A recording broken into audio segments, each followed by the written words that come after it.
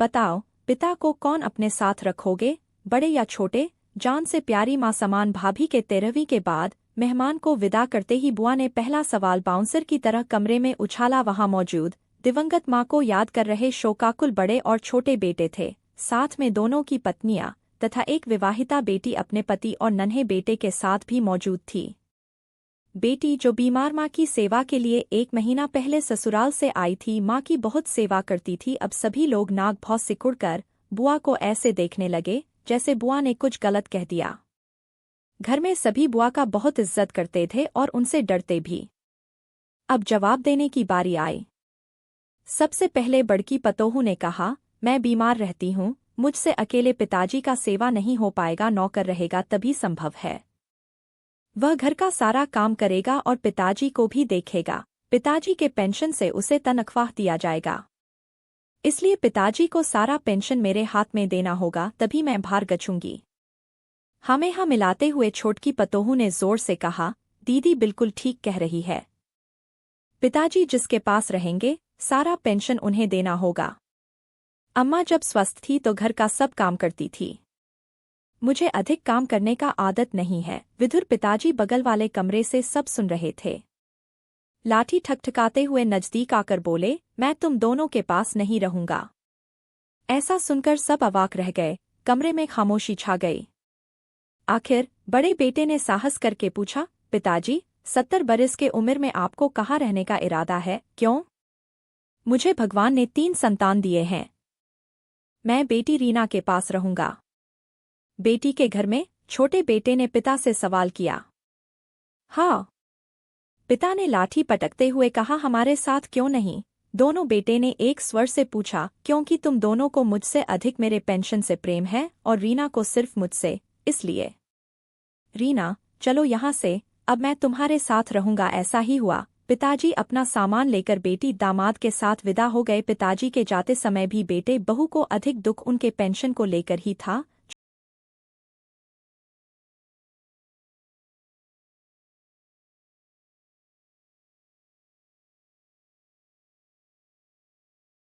यह कहानी है एक जवान सैनिक की जिनका नाम इनके मयंक था और एक कश्मीरी कन्या की जिनका नाम आयत था। मयंक सैन्य दल में था जो कश्मीर में आतंकवादियों के खिलाफ अपने देश की सुरक्षा के लिए लड़ रहा था। आयत एक सादगी और सुंदर कश्मीरी कन्या थी जो अपने गांव में खुशी खुशी जी रही थी। एक दिन मयंक और उसकी टीम को कश्मीर में एक आतंकवादी संगठन के सदस्यों का पता चला। उन्होंने तय किया कि वे इस संघर्ष में शामिल होंगे। सैन्य ऑपरेशन के दौरान मयंक की टीम और आयत के गांव के बगीचे के पास पहुंच गई। वहां मयंक ने आयत को पहली बार देखा। उसकी हंसी, उसकी खूबसूरती, सब कुछ ने उसके दिल को छू लिया। आयत भी मयंक को देखकर प्यार में पड़ गई। समय बीतता गया और मयंक और आयत के बीच की मिलनसार कहानी बढ़ती गई। उनकी मुलाकातों में दोनों की बढ़ते हुए दिलचस्पी का पता लगता था। उनके बीच की बातचीतें सुबह की चाय से लेकर रात की चादर तक हर पल यादगार बन गए। एक दिन जब मयंक और आयत एक सुनसान बगीचे में बैठे थे, उनके बीच एक खास रिश्ता बन गया। उन्होंने एक दूसरे को अपने दिल की बातें कहने लगे। उनका प्यार दिन रात बढ़ता गया और वे एक दूसरे के बिना अब नहीं रह सकते थे। लेकिन एक दिन कठिनाइयों का सामना करना पड़ा। आतंकवादियों ने गांव को हमला किया और मयंक की टीम को उनके साथ लड़ना पड़ा। उनकी युद्ध में बहादुरी और साहस ने उन्हें विजयी बना दिया, लेकिन मयंक को घायल हो गया। आयत ने मयंक को अपने आंचल से बांधकर उसका इलाज किया और उसके साथ समय बिताने लगी। उनकी देखभाल में मयंक ने अपने आप को पाया और उनका प्यार और समर्पण उसे अच्छे से महसूस होने लगा। मयंक का स्वास्थ्य धीरे धीरे सुधरने लगा और वह अपनी टीम के साथ फिर से सैन्य ऑपरेशन में शामिल हो गए। आयत ने उसका साथ देने का फैसला किया। आयत ने भी अपने गांव के लोगों को उनके प्यार की कहानी सुनाई और उन्हें समझाया कि वे एक दूसरे के साथ किया गया सहायता कर सकते हैं। गांव के लोगों ने मिलकर मयंक और आयत का साथ दिया और उन्हें समर्पित और सशक्त बनाने में मदद की। समय बीतता गया और अंत में मयंक और आयत ने अपने सपनों को पूरा किया। वे दोनों साथ में खुशी और समृद्धि से भरपूर जीवन जीने लगे। उनकी कहानी उनके गांव के लोगों के लिए प्रेरणा का स्रोत बन गई और उन्होंने दिखाया कि प्यार और साहस से हर मुश्किल को पार किया जा सकता है। इस तरह मयंक और आयत की कहानी ने दिखाया कि प्यार की ताकत सभी कठिनाइयों को पार कर सकती है और सच्चे मन से किए गए संकल्प से हमेशा खुशियां मिलती हैं। यह एक प्रेम कथा है जो हमें याद दिलाती है कि प्यार और साहस का संघर्ष हमेशा जीतता है, चाहे वो कितनी भी मुश्किलें क्यों ना हो। ये कहानी एक सच्ची घटना पर आधारित है जिसमें पात्रों के नाम बदल दिए गए हैं। दूल्हा रवि नारायण जाखड़न ने बताया कि दुल्हन सुनीता के माता पिता ने उसे पाल पोस कर इतना बड़ा किया है, इसके साथ ही उसे पोस्ट ग्रेजुएट करवाया है। यह मेरे लिए दहेज के समान ही है। आज के समय में शिक्षा भी दहेज से कम नहीं है। आए दिन दहेज को लेकर होने वाली अनहोनी सूचनाएं मिलती रहती हैं। इसका मतलब ये नहीं है कि हम दहेज के प्रति अपना कुछ न कुछ अच्छा फैसला लेते रहें। समाज में फैली इस कुप्रथा को मिटाने के लिए समय समय पर कई प्रयास होते रहते हैं। जयपुर ग्रामीण में रहने वाली अनीता वर्मा ने शादी में दूल्हे को दहेज में कुछ भी नहीं दिया। इस बिना दहेज वाली शादी की पूरे प्रदेश में सराहना की जा रही है।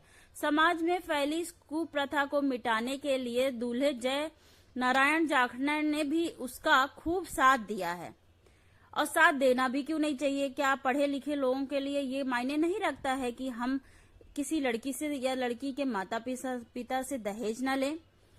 जेई और दुल्हन है पोस्ट ग्रेजुएट। दूल्हा जेई है और दुल्हन पोस्ट ग्रेजुएट है।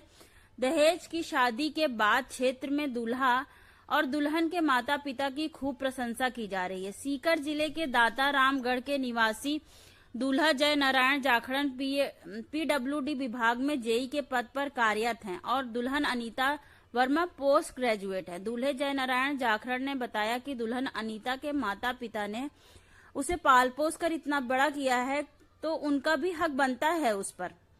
दूल्हे ने बताया कि उनके दादा सामाजिक कुरीतियों के खिलाफ हमेशा आवाज उठाते रहे हैं और पिता एक वकील हैं। ऐसे में दादा और पिता की प्रेरणा से समाज में फैली इस कुप्रथा को खत्म करने के लिए बिना दहेज की शादी करने का फैसला लिया। मेरे इस फैसले में परिवार वालों ने मुझे पूरा सपोर्ट किया। दुल्हन की सरकारी नौकरी लगेगी तो वो देगी मायके में वेतन, ऐसा दूल्हे का निर्णय है। उसने कहा है कि अगर दुल्हन की सरकारी नौकरी लग गई शादी के बाद तो वो 1 साल तक अपने मायके में वेतन देगी। अनीता पोस्ट ग्रेजुएट करने के बाद अब सरकारी नौकरी की तैयारी करेगी।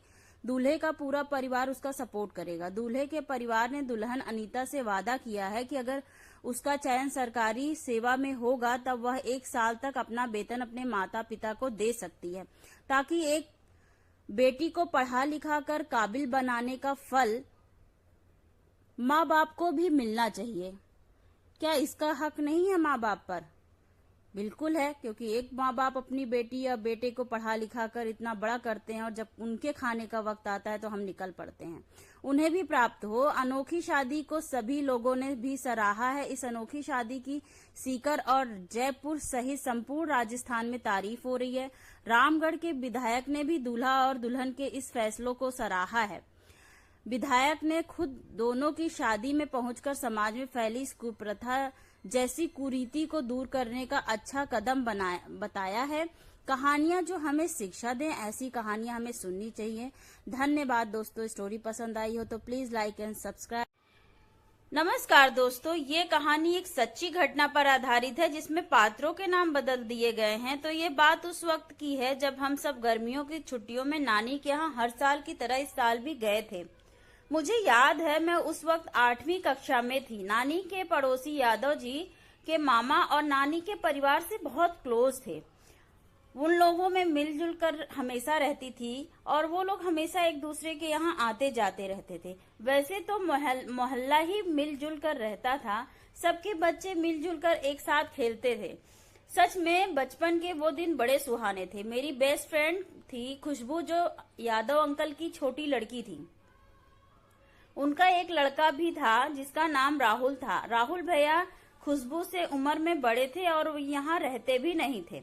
पढ़ाई के सिलसिले में वो हमेशा बाहर रहते थे। दिल्ली चले गए थे 12वीं के बाद एग्जाम देने। वहाँ कॉलेज काफी अच्छे थे इसलिए वो वहीं चले गए। मिलने जुलने आते रहते थे। इस बार एंट्रेंस एग्जाम होने की वजह से वो यहाँ नहीं आ पाए। खुशबू राहुल भैया से बहुत क्लोज थी, उन्हें वो सब शेयर किया करती थी। एक दिन शाम का समय था, हम सब बच्चे मिलकर ड्राइंग बना रहे थे। मैं खुशबू के साथ ही हमेशा बैठा करती थी। हम बातें ही कर रहे थे कि विकास भैया आए और सबके लिए समोसे लाए। विकास भैया खुशबू के घर के बगल वाले फ्लैट में रहते हैं, वो भी उनके पड़ोसी ही हैं। विकास भैया हमेशा काफी बड़े थे, हमसे काफी बड़े थे, करीब 27 साल के। अब 27 साल का बड़ा होना कितना मायने रखता है। खुशबू के घर में उन्हें काफी मानते थे और दोनों घर में काफी अच्छे संबंध थे। एक दिन विकास भैया ने खुशबू को बुलाया। विकास की माँ छत पर कपड़े सुखाने के लिए गई थी, तो वहाँ उस वक्त विकास और खुशबू ही थे। विकास, वो जो लड़की है ना तुम्हारी दोस्त निशा, वो अच्छी नहीं है। खुशबू, क्यों भैया, क्या हुआ? बस ऐसे ही, मैं कल बाजार गया था तो मैं उससे मिला था तो मुझे वो समझ में नहीं आई। आज मैं सब्जी लेने जा रहा था मार्केट, तो वो भी दिखी। कैसे कपड़े पहने थे उसने, उसका पूरा शरीर झलक रहा था। गोरा सा बदन, बस एक पतला सा कपड़ा उसके बदन को ढके था। खुशबू, जाने दो भैया, वो पागल है। चलो मैं चलती हूँ, मुझे खेलने जाना है। खुशबू को लगा कि वो बड़े हैं और उनकी अच्छाई के लिए कह रहे हैं, उसको अच्छाई के लिए समझा रहे हैं, तो उसने ये बात माइंड नहीं की। नहीं इस बारे में किसी को बताया, ना ही खुशबू ने इस बारे में किसी को बताया। क्या सच में विकास खुशबू को समझा रहा था? प्लीज दोस्तों, अलर्ट रहें एंड सेफ रहें। स्टोरी पसंद आई हो तो लाइक, सब्सक्राइब, शेयर जरूर करें। Thank you for watching. आज मैं आपको सुनाने जा रही हूँ एक बहुत ही प्यारी सी स्टोरी, रेणुका। अरे निहारिका, आजकल किसी पार्टी या सोशल मीडिया कहीं दिखाई नहीं देती हो। निहारिका, नहीं यार, मेरी सासू माँ की तबीयत अभी खराब चल रही है, इसलिए मैं उनका ध्यान रखती हूँ, इसलिए इन सब चीजों के लिए मेरे पास वक्त नहीं है, मैं वक्त नहीं निकाल पाती। रेणुका, निहारिका, आजकल इन सब चीजों के लिए 24 घंटे सेवा कर भी तो मिलते हैं। तुम कहो तो मैं मेरे सास की सेवा जो करती थी उससे बात करती हूँ, वह उनका ख्याल रख लेगी, फिर तुम्हारे पास पैसे की भी कोई कमी नहीं है। निहारिका, धन्यवाद रेणुका, माता पिता की सेवा करने से जो सुख का अनुभव होता है, मैं उस सुख का अनुभव खोना नहीं चाहती हूँ। धन्यवाद दोस्तों, अपने माता पिता की सेवा करें। Take care of your parents. Thank you for watching. ये छोटी सी स्टोरी पसंद आई हो तो प्लीज लाइक एंड सब्सक्राइब। एक पुरानी प्रथा होली ना मनाने की। कहते हैं कि होली खुशियों का त्योहार होता है। इस मौके पर लोग एक दूसरे को खुशियां बांटते हैं, लेकिन भारत में ऐसा भी एक गांव है जहां 100 साल से लोगों ने होली नहीं मनाई। होली आते ही इस गांव में सन्नाटा पसर जाता है, जैसे कोई मातम छाया हुआ हो। इस गांव का नाम दुर्गापुर है, जो झारखंड के बोकारो में पड़ता है। कहा जाता है कि इस गांव में लोग होली पर रंग न लगाकर नहीं खेलते हैं, क्योंकि उनका मानना है कि ऐसा करने से गांव में भयंकर महामारी और आपदा आ सकती है। कहा जाता है कि 9,000 की आबादी वाले इस गांव में लोग अपने मर चुके राजा के आदेश का अभी भी पालन करते हैं और इस डर से सहमे हुए रहते हैं कि उन्होंने राजा की आज्ञा नहीं मानी तो उनका भूत गांव में आकर तबाही मचा देगा। इस गांव में एक कहानी प्रचलित है, जो लोग कहते हैं कि 100 साल पहले दुर्गापुर नामक इस गांव में दुर्गा प्रसाद नाम के एक राजा का शासन था। उन्हें होली का त्योहार बेहद पसंद था, लेकिन एक रोज होली के दिन ही राजा के बेटे की मौत हो गई। उसके बाद से गांव में अब जब भी होली का त्योहार मनाया जाता है, वहां या तो सूखा पड़ जाता है या महामारी फैल जाती है, जिसमें करोड़ों लोग मारे जाते हैं।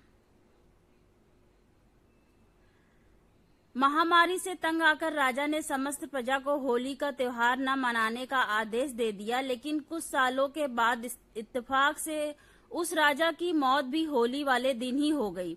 उसके बाद से ही यहाँ होली का त्योहार न मनाने की एक परंपरा बन गई है, जो अब तक चली आ रही है। उनका मानना है कि अगर राजा के आदेश की अवहेलना की तो उनका भूत हमारे गांव में तबाही मचा देगा। धन्यवाद दोस्तों। छोटी सी स्टोरी पसंद आई हो तो please like and subscribe. Thank you.